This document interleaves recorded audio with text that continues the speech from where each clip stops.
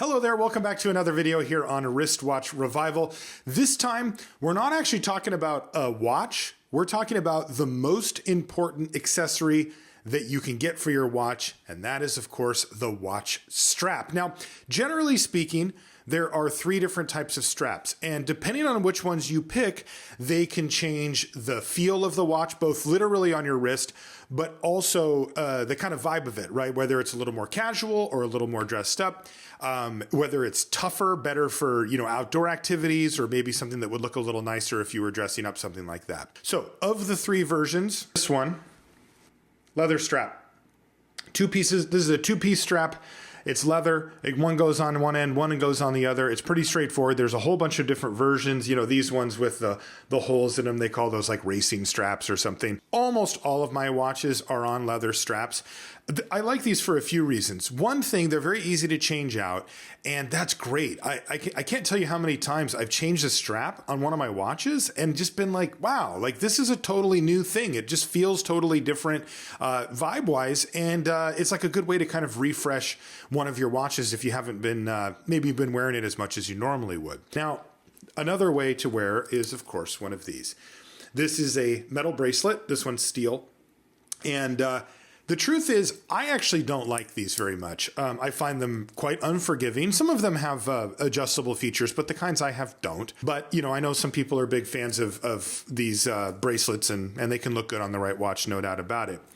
But the type of strap that we're going to talk about for this video, and in fact, I'm actually going to be showing you something, is one of these. And this is what's called a Nato strap. It's made out of nylon, super, super tough nylon. I mean, they use these things in the military and all that. These are really good. They are the most durable. I think if you wore these in really, really tough conditions, this can't break. I mean, you just cannot rip or break this, where metal can actually snap or break. So I would actually say these are probably the toughest of all the three, full stop. They're really comfortable. They have a very utilitarian vibe to them, which I think is really cool, particularly on which watch you end up putting them on. And you can get them in a bunch of cool colors like I've showed you here that you can't often get in leather and certainly not in metal. But there's one thing that I don't like about these, and I'm going to show that to you today, and I'm going to show you how I fix that. And what that is when they arrive, when you buy one of these, see that? What is that?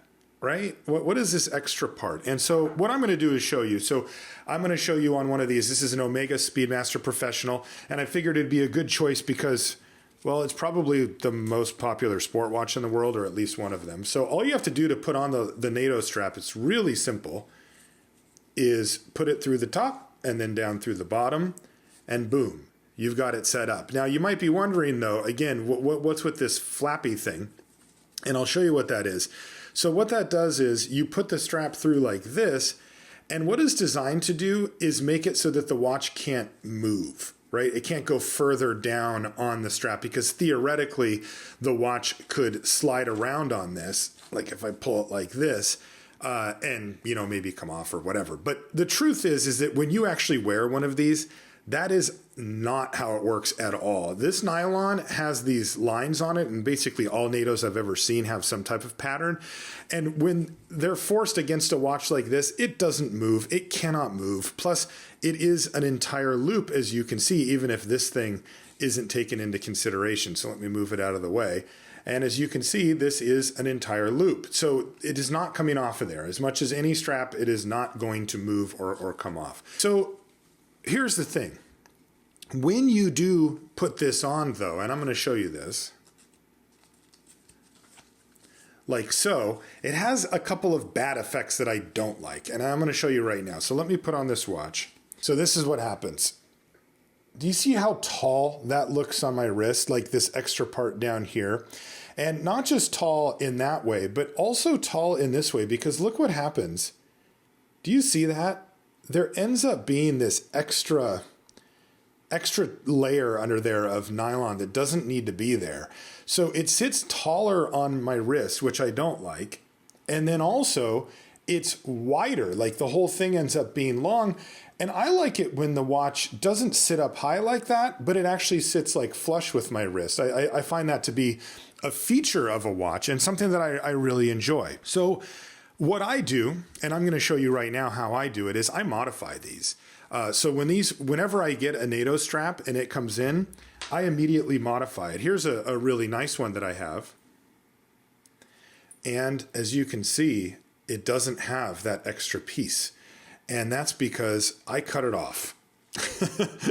And here's another one. And if you see, I cut it off of there. So the watch sits here now, and I'll show you how that looks. And then I'll show you how to actually do this for yourself so that you can do it. And it sounds a little scary to cut up a thing you just paid money for, but it's actually not that bad. So once again, I'm also not really trying to, but I'm kind of demonstrating how quick and easy it is to put on a new NATO strap and also change the look and feel of a watch.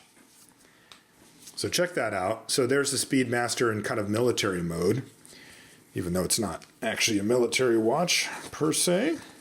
So first things first, it's not as tall anymore. It does still stick out. That is part of what a NATO does. But you see the other buckle's gone here, so it fits a little bit better.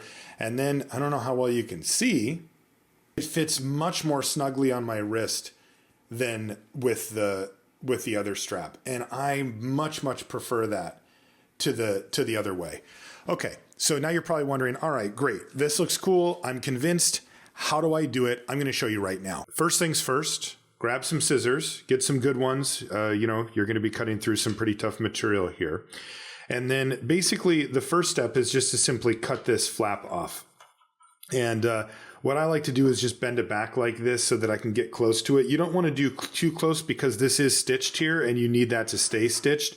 That's what keeps this extra ring in place, and I've cut it too close and lost that. So you don't need to be completely insane about getting like way underneath like in here. But you do want to make sure that, you don't have too much of this random flap around, because that is, of course, the part that we're trying to take off. So, I'll usually go like maybe one little bar over and then just give it a little cut. Okay? So, easy part done. Now, I haven't really found much use for this, so I just toss it. But as you can see, what ends up happening is you get some kind of fraying here. And this type of nylon can fray and then fray and then fray and fray and make it quite a bit worse for yourself. So what you actually need to do is a little weird. You have to take a lighter or a match or whatever, and then you just fray the edge of this. And what it'll do is it's plastic, basically. It'll melt. And then when it melts, it'll just create a little seal there. And then you won't be able to fray. It won't fray anymore. So that's what I'm going to do now. So get a little of this. And just bring it across, maybe twice, like that, and that's it. That's a done deal. So now this thing will not fray or do anything crazy like that, and I can now grab my watch. Again, if you didn't see it in the other part of the video, it just goes in through the top, pull it down most of the way, and then it goes underneath through the bottom. And it's a done deal. Just like that. And as you can see, now we just have the one strap going through here rather than the two. And then this part is the part that we cut, and it's just nicely tucked away. And once again, I'll put this on, and voila.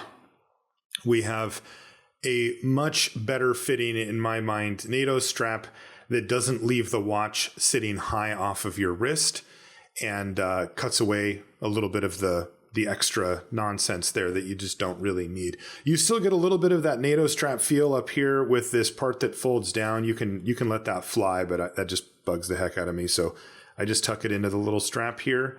And yeah, so you get a little bit of that going on, but not to the extent that we saw before. And that's really what I'm trying to curtail here. And as you can see, all done.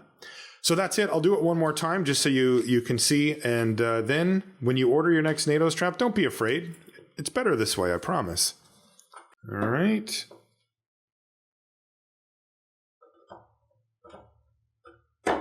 Done. Grab the lighter.